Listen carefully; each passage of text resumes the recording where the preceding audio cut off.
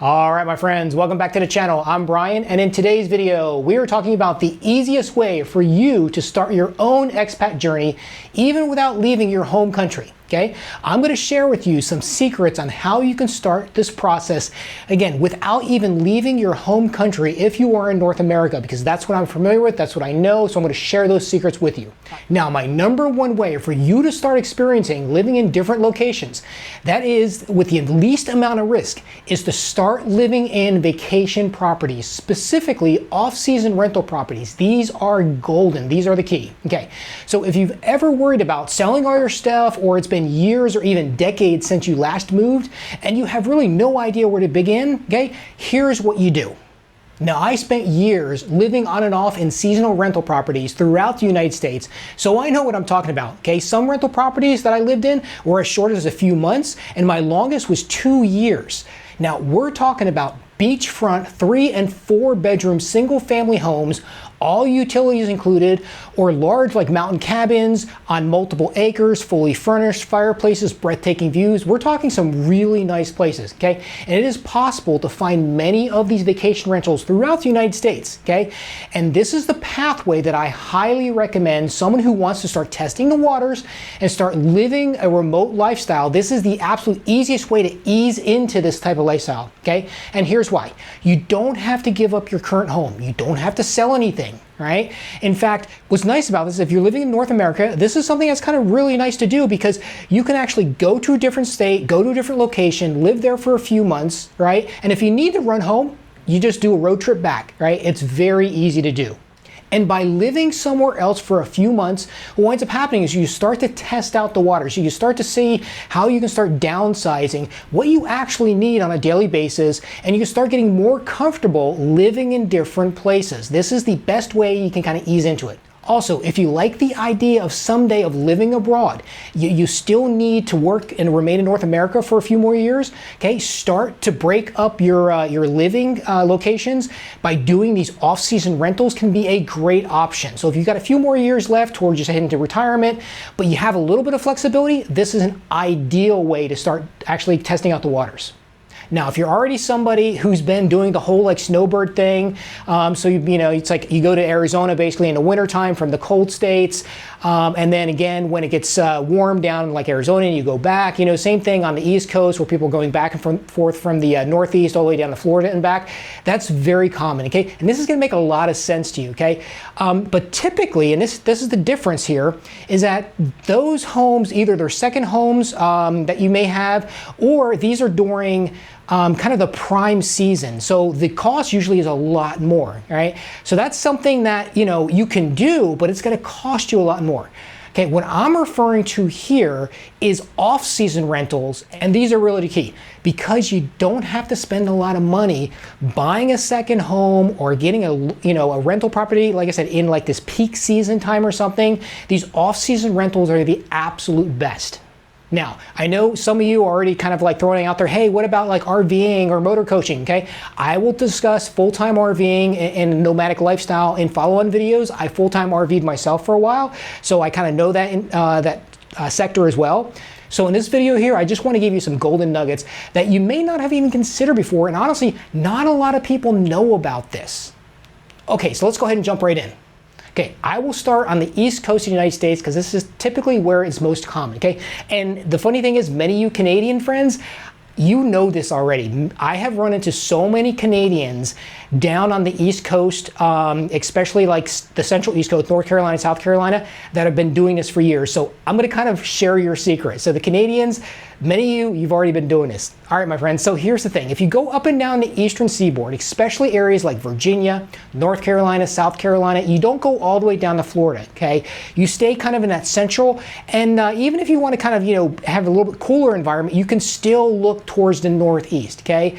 Now, I'm talking places like, you know, Myrtle Beach, Wilmington, North Carolina, Kitty Hawk, Virginia Beach, you know, all the way up into the Jersey Shore, stuff like that. And even, like I said, if you want to get a little cooler, all the way up into Mass and everything else. But really the ideal spot is like North Carolina, South Carolina, Georgia. Georgia has a small coastline, so typically North and South Carolina tends to be the best, okay? And many of these properties, basically what it is these are summer rental vacation properties that are on all these island chains all the way up the East Coast. And I'm telling you, there's dozens and dozens and hundreds, and I mean, there's so many of them all the way up the East Coast. And the thing is, these sit empty during a lot of the off season. The off season typically runs from around October to April, okay, because the beach is cold, right? And many of the local business, even in these smaller towns, they shut down, okay? So you may have like a Walmart or some shopping places, but a lot of the restaurants and stuff are going to shut down. And here's the beauty though. There's not a lot of people. It's extremely peaceful. It's extremely calm, okay? And I've been out there where I've rented actually on islands, right, across the street from the beach. And I will walk on the beach, and yes, you need a jacket. It's cool in the wintertime and stuff. But I've walked the beach for like a mile or more and never come across a single person. I mean, it is just, you want to talk about isolated and peaceful, it's wonderful, okay? And that's the best part is if you want to kind of have a little bit of escape too, this is a great way to do it.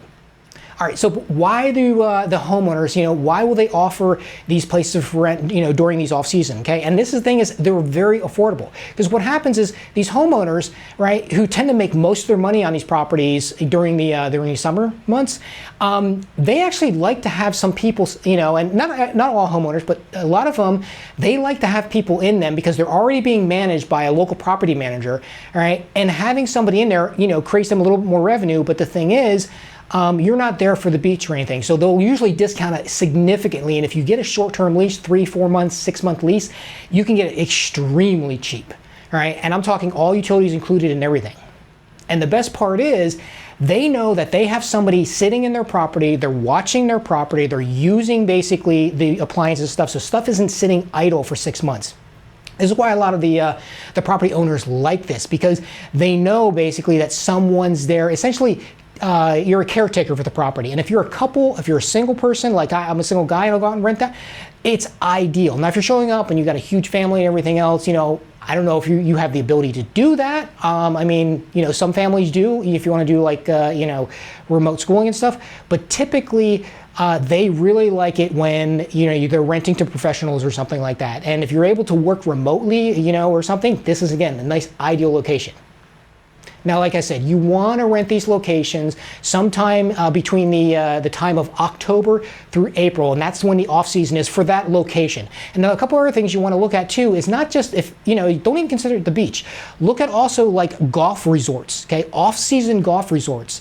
So it could be something like in Arizona where you're renting there in the middle of the summertime. Most people don't want to be there in the summertime, so maybe you can go and rent something in the middle of the summer for 2 months or 3 months, right, in a really hot area.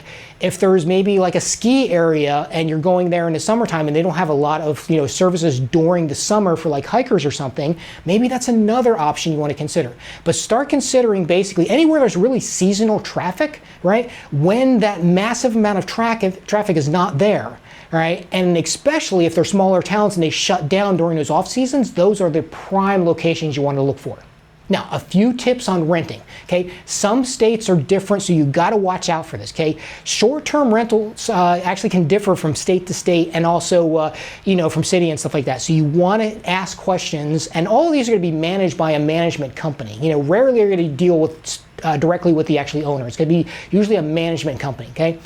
And here's one of the issues that you want to watch out for. A lot of times, if you're renting something short term, okay, if you're like a 1 month, 2 months, or a few weeks or something, many states will see this as basically, it's kind of like you're renting a hotel room, okay? So they're going to consider this basically a temporary residence, so they're going to charge you sales tax just like a hotel tax, okay? So you're going to get charged that. But if you wind up signing, like if you go over 90 days or something, you wind up signing, a 10-week lease, right, instead of a 9-week lease or something, you kind of step over, whatever that line is for that state or that county, you can get into some really inexpensive rentals. So look at basically renting maybe for 3 months or 4 months, and you can, again, negotiate these rates very favorably, okay? So talk to the leasing agents at these properties. And how do you find these properties? Again, look for these seasonal areas and then just basically do like a Google map search, right? And just look for property rentals, right? Or, like summer vacation home or something like that. They'll all show up. All right, because they're trying to basically, people come in during the summertime and actually rent these places. Then contact that office and ask them, hey, do you have off-season rentals available? And if most of the time they'll be like, yeah, we got a ton of them, right? And you can get some amazing places. So talk to the leasing agents about this, right? And start looking around. Okay. Now, for example, here's a couple examples right here. Okay. This was a 3-bedroom house on an island, you know, directly across the street from the beach. All right. I rented for 3 months, and it's right over the coastline in North Carolina, just north of Myrtle Beach. Right. And again, that North Carolina, South Carolina is really, really nice to do. And I was renting this place, full house, right? Parking, everything, walk across the street to the beach and stuff like that for under $1,500 US a month, all included, and it also included utilities.